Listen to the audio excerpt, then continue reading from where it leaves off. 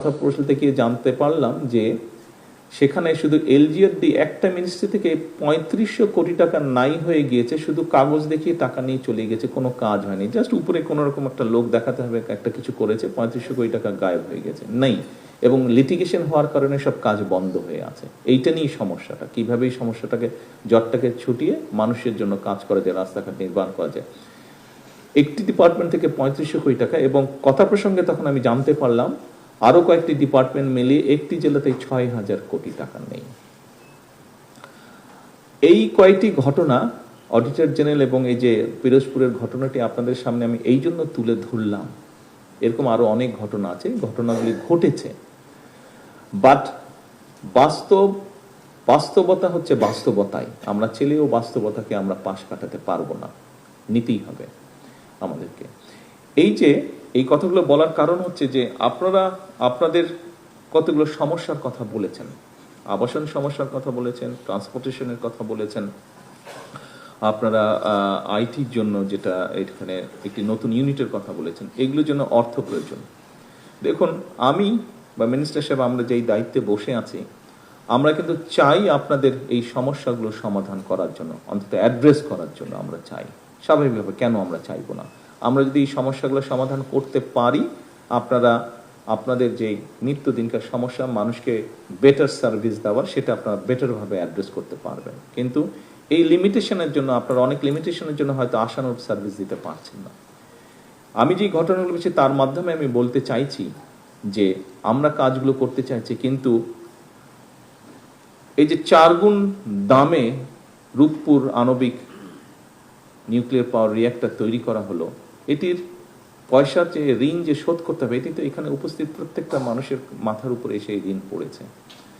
যে যমুনা ব্রিজ পাশের দেশে, পার্শ্ববর্তী দেশে Bhupen Hazarika bridge, quite similar bridge, বরং একটু লম্বা বোধ হয় ভূপেন হাজারিকা ব্রিজ, সেটিও 14 না 15,000 কোটি টাকার মধ্যে করা হয়েছে।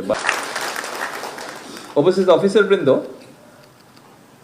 আমার এখন বক্তব্যের শেষ পর্যায়ে আমি নিয়ে এসেছি। আমি বুঝতেই পারছি, স্বাভাবিকভাবে আমার নিজেরও হয়, বেশি লম্বা মিটিং হলে কিছুটা ধৈর্যচ্যুতির একটা কারণ থাকে। 2 ঘন্টা হয়ে গিয়েছে আমাদের।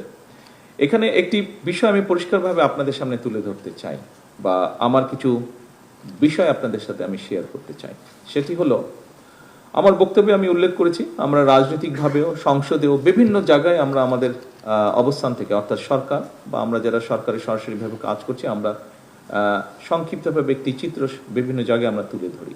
সেটি হচ্ছে, বর্তমান সরকার স্বাভাবিকভাবে যখন দায়িত্বভার গ্রহণ করেছে, আমরা প্রায় প্রত্যেকটি সেক্টর খুব ভঙ্গুর অবস্থায় পেয়েছি। একটি যুদ্ধবিধ্বস্ত দেশে যখন দেশের জনগণ যখন যাত্রা শুরু করে, যুদ্ধবিধ্বস্ত দেশে সরকার যখন যাত্রা শুরু করে, সেরকম একটা অবস্থার মধ্যে আমরা এই দেশটিকে পেয়েছি।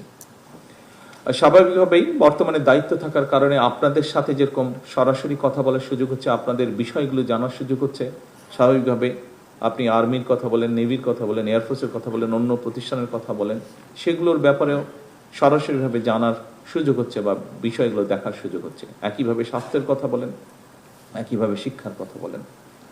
কয়েকদিন আগে আমার কাছে অডিটর জেনারেল সাহেব এসেছিলেন।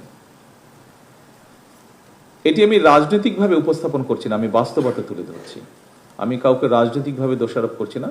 এদেশের নাগরিক আপনারা এদেশে বড় হয়েছেন, আপনাদের সন্তানরাও এদেশে বড় হচ্ছে, সেজন্যই আমি কথাগুলো তুলে ধরছি, একজন নাগরিক হিসাবে নয়।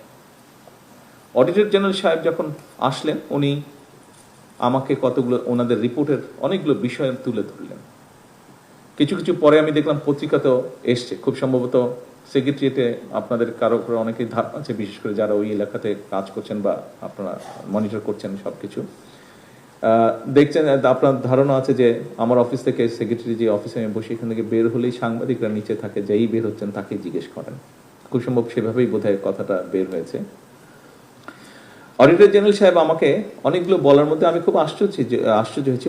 আগে পত্রিকায় পড়েছিলাম, স্বাভাবিকভাবে পত্রিকায় ওভাবে না থাকলে অডিটর জেনারেল যেহেতু অডিট করেছেন, পরিষ্কারভাবে কথাগুলো ফুটে উঠেছে বা বেরিয়ে এসেছে, উনি যেহেতু ইনভেস্টিগেট করেছেন। রূপপুর সম্পর্কে উনি বলেছিলেন আমাকে যে রূপপুরে স্বাভাবিকভাবে যে প্রজেক্ট হয়েছে, সেখানে ফুল ফার্নিশ কোয়ার্টার তৈরি করা হয়েছে বিদেশি যারা আসবে তাদের জন্য। সেখানে বালিশ যখন কেনা হয়েছে সেই বালিশের দাম ধরা হয়েছে ৮০,০০০ টাকা। আপনি একজন স্বাভাবিক মানুষ হিসেবে চিন্তা করতে পারেন কখনো কোনো বালিশের দাম পৃথিবীতে ৮০,০০০ টাকা হতে পারে? অস্বাভাবিক একটি ব্যাপার। সেখানে ফার্নিচার যেহেতু ছিল, ড্রেসিং টেবিল কেনা হয়েছে। এটি অডিটর জেনারেল সাহেবের কথা, যে ড্রেসিং টেবিল ওনার ধারণা ৩০-৩৫,০০০ টাকা দাম, সেই ড্রেসিং টেবিলের দাম ধরা হয়েছে ৪ থেকে ৫ লক্ষ টাকা। এই রূপপুর প্রকল্পটি সিমিলার প্রকল্প আমাদের পাশের একটি দেশ করেছে, তাদের লেগেছে অ্যাবাউট খুব সম্ভবত ১৪,০০০ থেকে ১৪,০০০ কোটি টাকার মতন। বাংলাদেশে যে রূপপুর আণবিক এই যে রূপপুরে যে প্রকল্পটি করা হয়েছে এটির খরচ গিয়ে আলটিমেটলি খুব সম্ভবত দাঁড়িয়েছে ৯৬,০০০ কোটি টাকা। আসুন, একটি টানেল তৈরি করা হয়েছে, টানেলটির নাম কর্ণফুলী টানেল।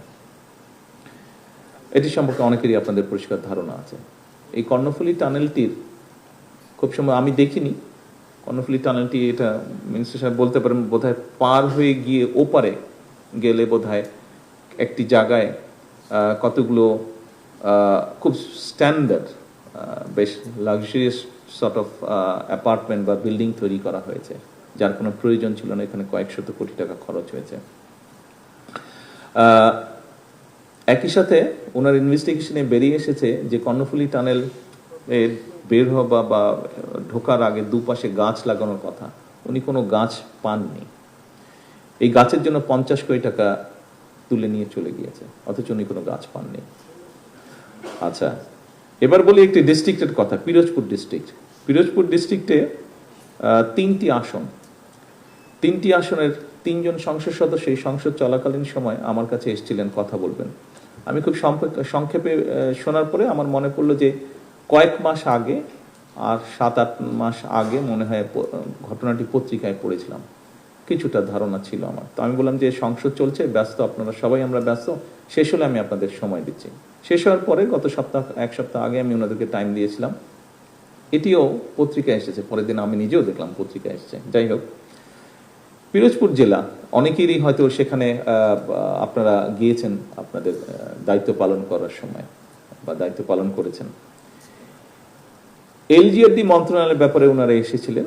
স্বাভাবিকভাবে এলজিআরডি যেহেতু ভিতরে রাস্তাঘাটগুলো তৈরি করে মানুষের কষ্ট হচ্ছে, গত প্রায় ১ বছর ধরে কাজ সব বন্ধ আছে, উন্নয়ন কাজ, ফলে মানুষের চলাচলে অসুবিধা হচ্ছে।